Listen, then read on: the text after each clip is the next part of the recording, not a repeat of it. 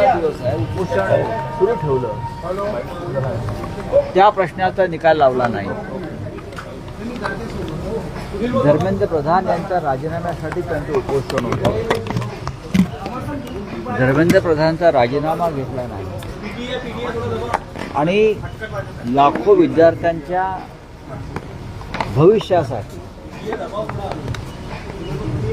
प्राणांची कुर्बानी देण्यास तयार असलेल्या सोनम वांगचुक यांना मध्यरात्री पोलिसांनी जोर जबरदस्तीनं उचलून इस्पितळात दाखल केलं.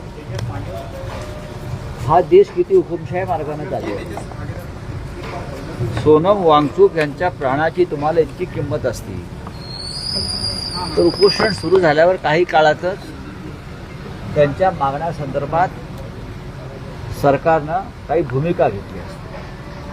ती भूमिका घेतली नाही. सोनम वांगचुक यांच्यावरती काल रात्री दडपशाही करण्याचं दुसरं कारण असं आहे, आज नागपुरात जो हिंदुत्वाचा धडक आहे, आज नागपूरमध्ये उद्धव ठाकरे यांच्या नेतृत्वाखाली उपस्थिती जो एक राम मंदिर लुटीविरुद्ध एक एल्गार आहे,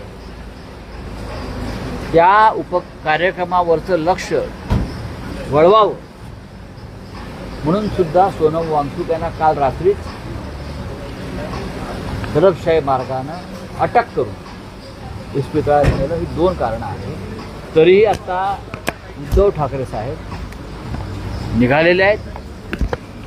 ते 12 वाजता नागपूरला पोहोचतील आणि 4 वाजता ते रामनगर राम मंदिर येथे रवाना होतील.